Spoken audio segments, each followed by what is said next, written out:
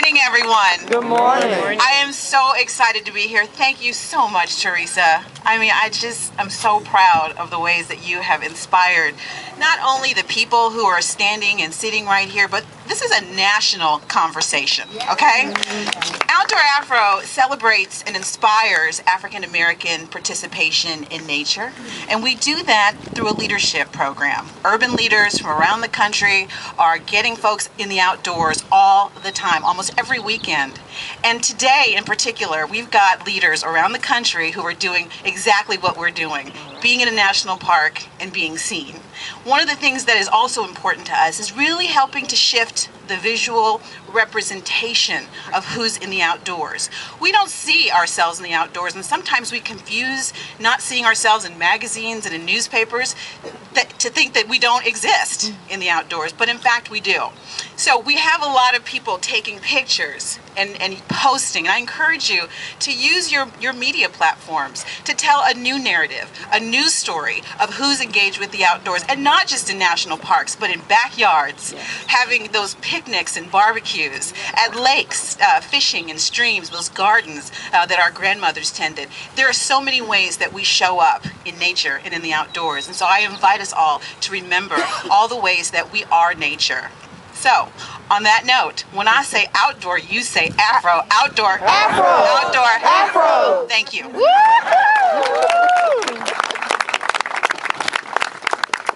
right. Now, one of the really visionaries in terms of African Americans in the outdoors is we have the honor of hosting on this trip, and that is Frank and Audrey Peterman. And Audrey is coming up here to say a couple words as well.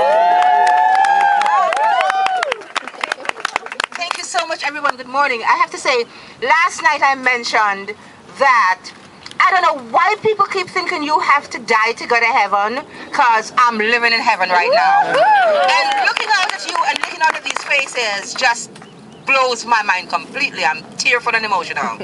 When my husband Frank and I started on the journey in 1995, driving around the country just to get to know our country and discover this thing called national parks, and then further went on to discover that in the national park system is the entire history of the contributions of African American, Latinos, every ethnic group in this country. The contributions that you have made, that our ancestors have made, like the Buffalo Soldiers, is in the park system. So we set out to really help bring more information into the public about that. And today is the culmination of a dream that, oh my God, it's so profound and deep. And the one thing that I have to say to everybody gathered here, if, like the Buffalo Soldiers, we do what we are called upon and feel impelled from within our heart to do, the world will be magnificent. Thank you. Thank you.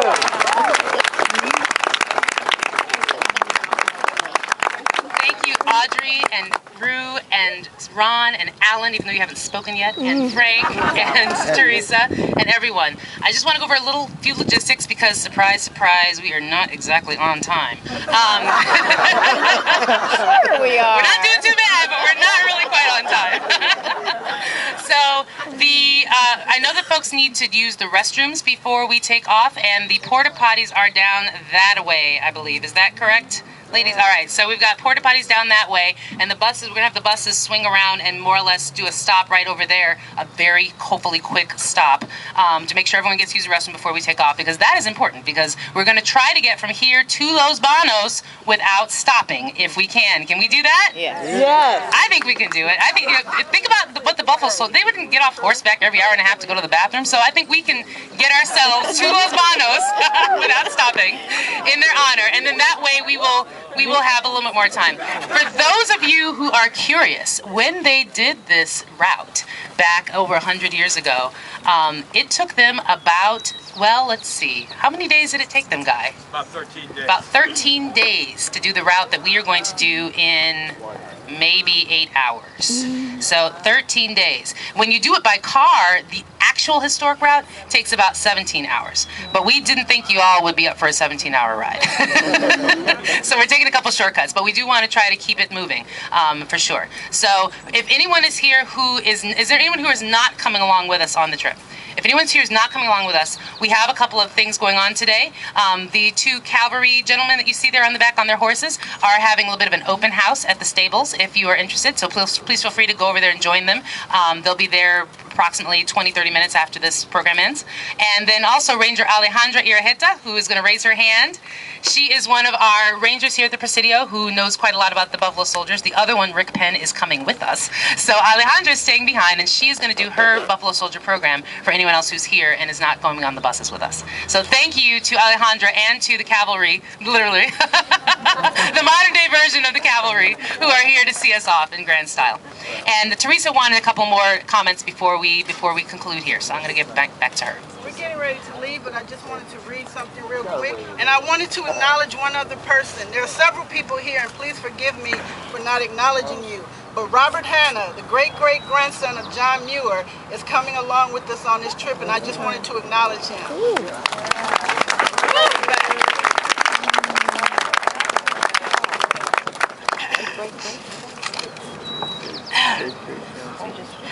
Let's listen about him last night. Take your time. Dear men, forgive me for not writing sooner, but I only recently discovered that the dead do not completely vanish from this earth. I realize now that death does not occur with the stopping of the heart, but when we choose to forget. 100 years after horses and the creaking of wagon wheels, your names are air, unseen yet moving around us. How can something as substantial as a column of 26 men riding side by side on a dusty road leave neither imprint on the ground nor sound in the sky? A century's accumulation of dust has buried the 14 days it took for you to get from San Francisco to Yosemite. Yet, there you are astride your horses in a Yosemite that is as close as the open window of my office. When you arrived in Yosemite, the stockmen noticed your presence and avoided you. This was little concern to sheep herders who used parklands illegally for grazing their flocks. They knew the country better than you and ran their sheep far from the trails you patrolled. 1 million acres is a lot of space for 25 men to cover. It was easy in your time to avoid the presence of other people and lose yourself in Yosemite. I think that I understand why you joined the Army. You had few choices, and a military career provided a sense of dignity, respect, and a pension upon retirement. I imagine the hardships you endured in America and in service abroad. You left loved ones behind who cherished your memory. You risked your lives so that the lives of your brothers and sisters, mothers and fathers, would be better. You are more than just soldiers of the 24th Regiment in Infantry, and this story is bigger than a chapter in Yosemite's military history. How can I reach across 100 years and hold out my hand for you to take? How can I convince people that you are not dead but live on? Not just in documents and old photographs, or even in the park ranger's uniform I wear, but are real soldiers surviving into the present.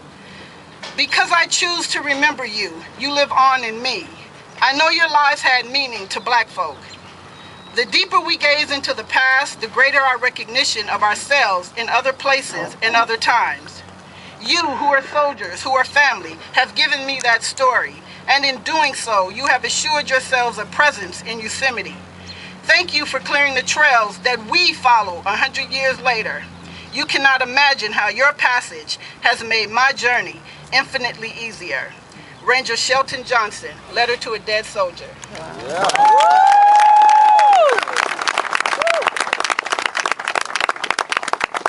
And that, ladies and gentlemen, is why we are here. That is what today and tomorrow are all about. We are going to retrace this historic route that they took, going out of the Lombard gates on our modern day horses, so to speak, all of us in some way, shape, or form. And we are going to do that route that they did. Okay. Thank you, Teresa, for that. That was Yeah. fantastic. And with that, I'd like to thank all of you for coming along on this journey with us, whether in body or in spirit. And to thank Michelle G., the Chief of Interp over there, next to Frank Dean, and Frank Dean, the Superintendent, here for supporting this effort. This is really quite unprecedented, and we're hoping that it will be the first of many. And we're also hoping to have a larger celebration in 2016 when we have the centennial anniversary of the Park Service to honor these men without whom, it is argued, the Park Service might not be here without their contributions. So thank you all for being here, and let's get on those buses and head for the bathrooms and then hit the road.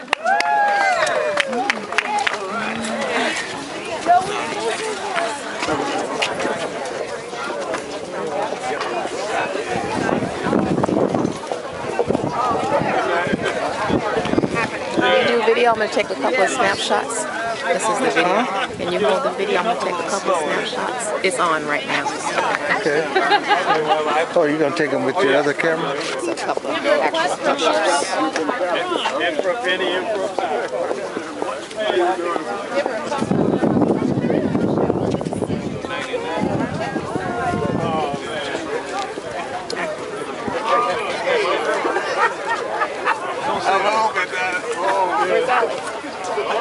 Oh. Alex!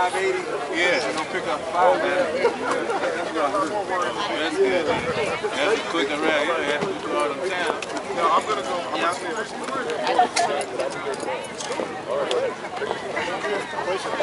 Can we get a picture with me and this guy? Anything you want.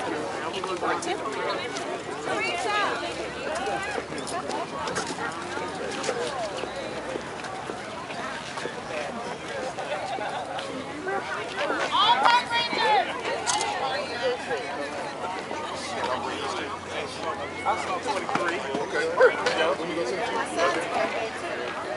Where is he? 21? Which one? Okay, because you know I know all of them now. Yeah, you do. I got pictures to show it. The proof. I sent y'all the pictures. Yeah, I'm sorry. Birthday too. Birthday too. Okay, Jason. Thank you. Which one? Greg, the one. Yeah, there we go. What's he doing?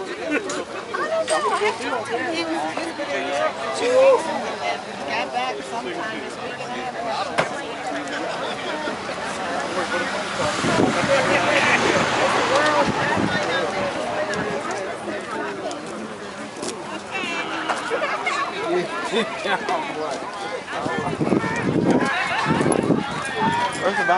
We're going to actually go on a bus and it's going to take us all the way back on the other side. Should I turn it off or what? Oh boy, I'm not going to be able to handle both. Think that dude let me ride the I've already taken all those pictures all the way down the line. You asked me to bait for that? Is that stock stereo or did you do something? No, that's